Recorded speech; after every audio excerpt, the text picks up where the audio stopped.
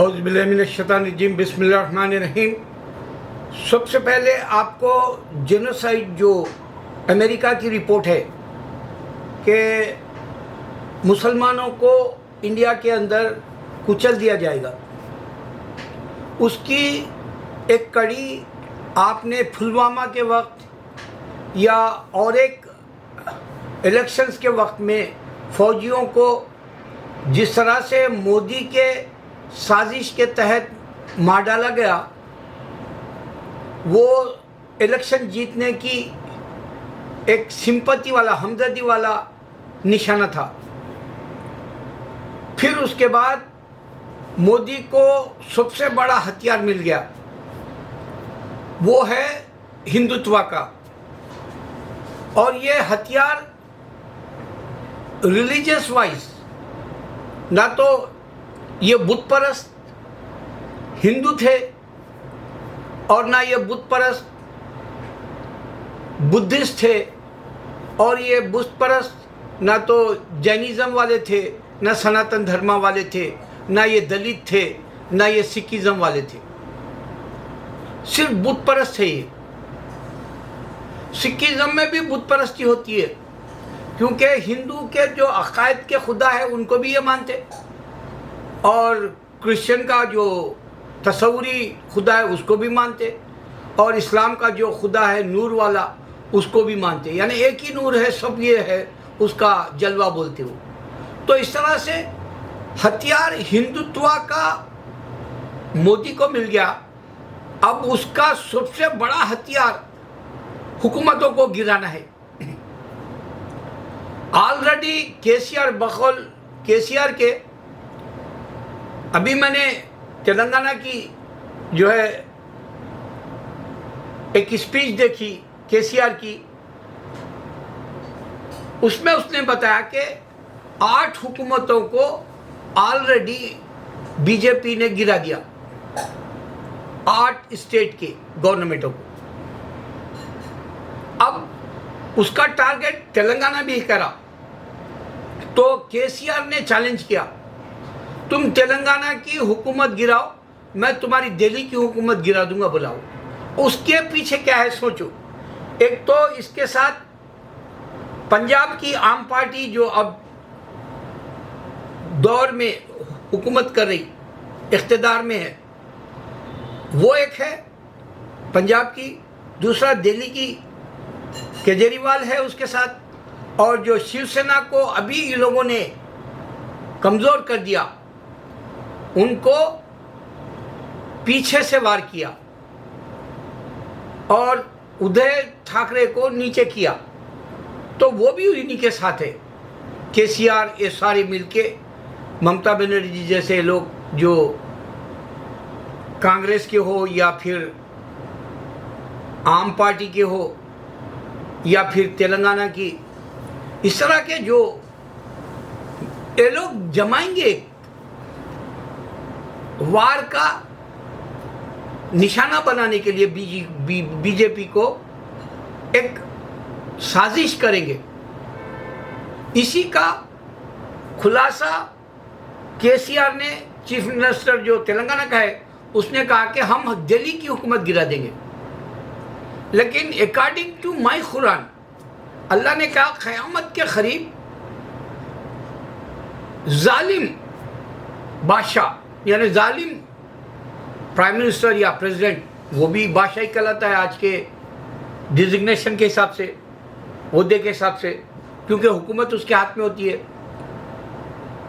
तो वो जालिम हुकूमत करेगा, उसका तुम बाल बीका नहीं बिगाड़ सकते। ऐसा ही है। अब 8 स्टेट्स को इन लोगों ने आग लगा दिया। किसी पार्टी में ये मर्दानगी नहीं है कि इनके जो है हुकूमत को गिरा सके। किसी पार्टी में मर्दानगी नहीं है। उसकी एक खास बात मैं आपको बता रहा हूं। अभी अमित शाह तेलंगाना आया और मैं बता दिया था बीजेपी महाराष्ट्र में गिरा दिया करके। तो मेरे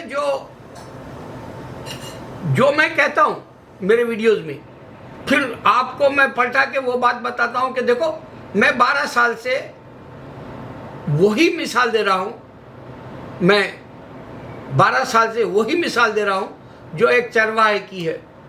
चरवाहा कह रहा था कि भाई देखो शेर आया, शेर आया, किसी के कान पे जूं नहीं रेंगती। एक दिन वाक़या आ जाता शेर और पूरे बकरियों को खा लेता। इस तरह से मुहावरे के तौर पे कहानी को हर बार हर ज़माने में दोहराया जाता, रिमाइंड कराया जाता, याद दहानी के लिए बताया जाता कि बच जाओ, अलर्ट हो जाओ।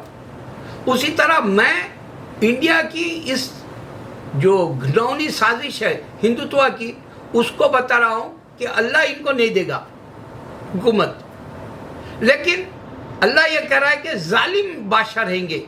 इस वास्ते अमित शाह एक कमेंट किया, बोला कि हम और 40 साल हुकूमत करेंगे।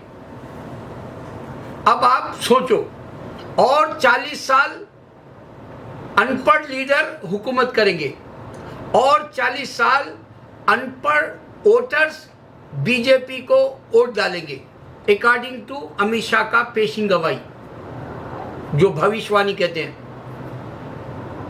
लेकिन ये अनपढ़ अमित शाह को 40 साल में कितने दिन होते हैं नहीं मालूम, लगभग 15,000 साल होते हैं, 15,000 दिन होते हैं, इस तरह से उसको नहीं मालूम। क्या ये 40 साल मोदी जिंदा रहेगा?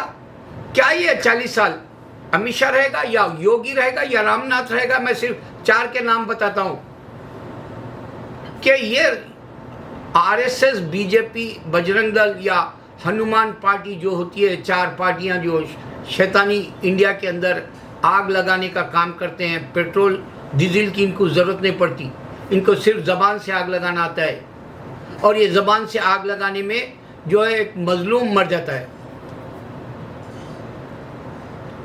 तो अमित शाह की जो हिमाकत है, गुरूर है, उसके लिए एक छोटी सी मिसाल दे रहा हूँ मौत की। तेलंगाना के अंदर मोदी आया और विजयवाड़ा जा रहा था, ब्लैक बैलून्स जो है हवा में गुब्बारे उड़ाए और बाल बाल जो है जहाज़ को एक्सीडेंट से बचाया गया, लकीली हवा के ज़रिए, ऐसा बताया गया। नहीं, अल्लाह ताला छूट दिया इसको फिरौन की तरह, इसकी मौत नहीं होगी मोदी की। और ये बीजेपी के जो जहरीले दाग है उनका सर कोई नहीं खुसलेगा, क्योंकि अल्लाह क़यामत के करीब ये जो है इन्हीं की हुकूमत करेगी। ये मिसाल कुरान में दिया अल्लाह, इनको कोई नहीं मार सकता। अच्छा, मगर अब मैं जो पॉइंट पे आना चाह रहा हूँ, वो पॉइंट के लिए मैं बता रहा हूँ कि मुसलमानों का ही सर खलम नहीं होगा इंडिया के अंदर, क्योंकि कमज़ोर ईमान के जो जिक्र नहीं करता, अल्लाह कह दिया मुर्दा है, तो मुसलमान भी मुर्दा है इंडिया में। बकौल हमारे नबी सल्लल्लाहु अलैहि वसल्लम के या अल्लाह के हुक्म के हिसाब से जो जिक्र अल्लाह का नहीं करता वो मुर्दा है। तो ये भी मुर्दा है हिंदुस्तान में मुसलमानों की कौम, ये नहीं जाग सकते, इनको जहर दे के सुला दिया गया, कोमा में चले गए लोग, मुसलमान नहीं उठ सकता। अब मुसलमान के साथ साथ हिंदू भी क्यों पिसरा, वो सोचना है। क्या जेनोसाइड सिर्फ मुसलमानों के साथ होगा हालोकास्ट की तरह, या हिंदू हालोकास्ट होगा? उसकी मिसाल पुलवामा है, उसकी मिसाल अभी जो कन्हैयालाल टेलर को जो मार दिया गया वो बीजेपी का निकला। अभी एक यात्रा जो हिंदुओं की है, वो कोई जगह जाते हैं वो लोग पूजा पाठ के लिए, वो यात्रा का साजिश कर रहा था नाम का मुसलमान कश्मीर का, मगर हकीकत में उन्हें बीजेपी का है। तो इस तरह से बीजेपी क्या करेगी, आरएसएस क्या करेगा, मुसलमानों के जो है हुजूम में इनके नुमाइंदे मकबरी के लिए जाएंगे कि ये लोग मुसलमान क्या सोचते हैं और क्या रद्दो अमल रहेगा उनका आगे मुस्तकबिल में, ये बताने के लिए वो लोग ये मुसलमानों के मसाजिद में या इनके जलसों में शामिल होंगे। ये हिंदू वर्सेस हिंदू का हिस्सा होगा और हिंदू को मार देगा हिंदू, आरएसएस बीजेपी नाम डालेगा मुसलमान का। जैसा बुश के वक्त में बहुत बड़ी मिसाल है, सारी दुनिया जानती है, 9/11 मुसलमानों का किया हुआ जो है अमल नहीं था। नुकसान यही बुश के हुकूमत में अंदरूनी है करके कई रिपोर्ट्स आए जिसको नज़रअंदाज कर दिया गया, रुका दिया गया। उसी तरह पुलवामा के केस को इन्वेस्टिगेशन में नहीं दिया गया, रुका दिया गया। उसी तरह ये भी आगे चल के बीजेपी आरएसएस के और निकलेंगे ये जहरीले नाग मुसलमानों के जमातों में, मुसलमानों के घरों में दोस्ती के एतबार से, मुसलमानों के ऑफिसों में दोस्ती के एतबार से, मुसलमानों के कारोबार के एतबार से, बिजनेस में, और इनको तुम नहीं पहचान पाओगे। क्यों होगा ये सब मुझे नहीं चाहिए, लेकिन मैं चैलेंज दे रहा हूँ मेरे इस वीडियो में। मेरे 12 साल में वो जो कह रहा था चरवा के शेर आएगा, वैसा ही मैं भी 12 साल में यही चैलेंज दे रहा हूँ कि सिर्फ मुसलमान को अल्लाह के आयत करीमा के ज़रिए हिंदुस्तान को हुकूमत ले सकते आप। मुसलमान हुकूमत ले सकता, असदुद्दीन नहीं, वो हलाल नहीं खाता, हलाल खाने वाला होना। अब हैदराबाद की हालत इतनी गई गुजरी है कि सऊदी से पैसा कमा के लाता, इसराफ में जो शादियां करते, किसी गरीब को बुला के खाना नहीं खिलाते, कोई नबी सल्लल्लाहु अलैहि वसल्लम की एक भी सुन्नत को पूरा नहीं करते। उसके अंदर नाच गाना होता, उसके अंदर आपे से बाहर होते, उसके वीडियो बनते, उसके हिमाकत के तौर पे जो है उन्हें घड़ी पहना सो, उन्हें शेरवानी कितनी कीमत की पहना, उसका वो फूल जो सहरे के बांधे, उसका जो है ताज कैसा था, ये सारे आपको सऊदी से भीख मांग के लाए या मुलाजिमत करके या गुलामी करके लाए पैसे को आप जो है शुक्र बजा लाने के बजाय उसको हिमाकत से शैतान की तरह जो है इसराफ बता के वीडियोस बनाते। अल्लाह को क्या ये पसंद है ऐसी हालत में सोचने के लिए? मैं कह रहा हूँ मुसलमान नहीं जाग सकता, मुसलमान कभी नहीं जाग सकता। इंडिया का 75 साल में नहीं जागा, आप क्या जागेगा? लेकिन अल्लाह के इस कलाम ने यही हैदराबाद को मैं मिसाल दे रहा हूँ, 1970 में यही आयत करीमा हिंदुस्तान के बेरोजगार पूरे मुसलमान, चाहे यूपी के हो या हैदराबाद के हो, मिडिल ईस्ट जाके पैसा कमाए। आयत करीमा की दुआ पूरे हिंदुस्तान के बेरोजगारों को लगी, अल्लाह की मदद आई। ला इलाहा इल्ला अंता सुब्हानका इन्नी कुन्तु मिनज़ ज़ालिमीन। अल्लाह मैं इस वीडियो में पढ़ रहा हूँ, अल्लाह करे कि यही मेरा वीडियो 1,25,000 देखे और मेरा ला इलाहा इल्ला अंता सुब्हानका इन्नी कुन्तु मिनज़ ज़ालिमीन का जिक्र विर्द दस्तरखान बिछा के जो यतीम बच्चों को मदरसों के बुला के पढ़ते हैं, उसके बजाय मेरा एक ही ला इलाहा इल्ला अंता सुब्हानका इन्नी कुन्तु मिनज़ ज़ालिमीन ये जिक्र मेरे मुसलमान मेरा वीडियो खोले और 1,25,000 तक देखे और मेरी दुआ कबूल हो जाए कि हिंदुस्तान को मुसलमानों के हलाल खाने वाले के हाथ में अल्लाह ताला ये हुकूमत देगा। वरना जो है क़यामत से पहले हिंदू तुम्हारा जो है पूरा हशर नशर कर देगा। मेरा यकीन है, ईमान है। और एक ख़ास बात के बाद मैं वीडियो बंद कर दूंगा। मैं आपको बता रहा हूं कि टेक्नोलॉजी पूरी दुनिया के अंदर, अभी मैंने देखा बकरे लाहौर में और बकरे हैदराबाद में जो कीमत में बिके जा रहे, हैदराबाद में 6 लाख रुपये में एक बकरा है बताया वीडियो में।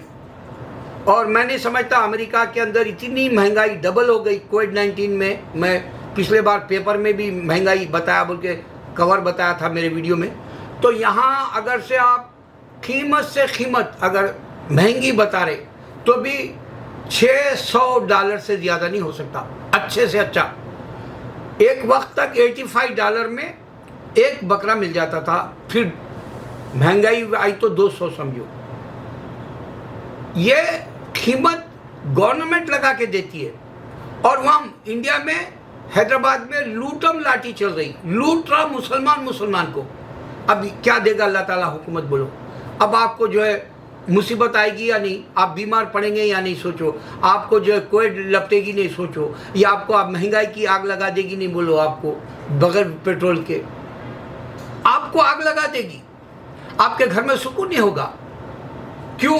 आपकी औलाद सिर्फ वो सेलफोन पे रहेगी, आपकी औलाद सिर्फ जो है मनोरंजन की बात करेगी, आपकी औलाद इस्लाम की बात नहीं करेगी, आपकी औलाद अज़ान के ऊपर लब्बाइक बोल के नहीं उठेगी, आपकी औलाद जो है कुरान पढ़ने के लिए जो है वो वीडियो पे चेक नहीं करेगी कुरान का तिलावत, आपकी औलाद जिक्र नहीं करेगी हाथ से।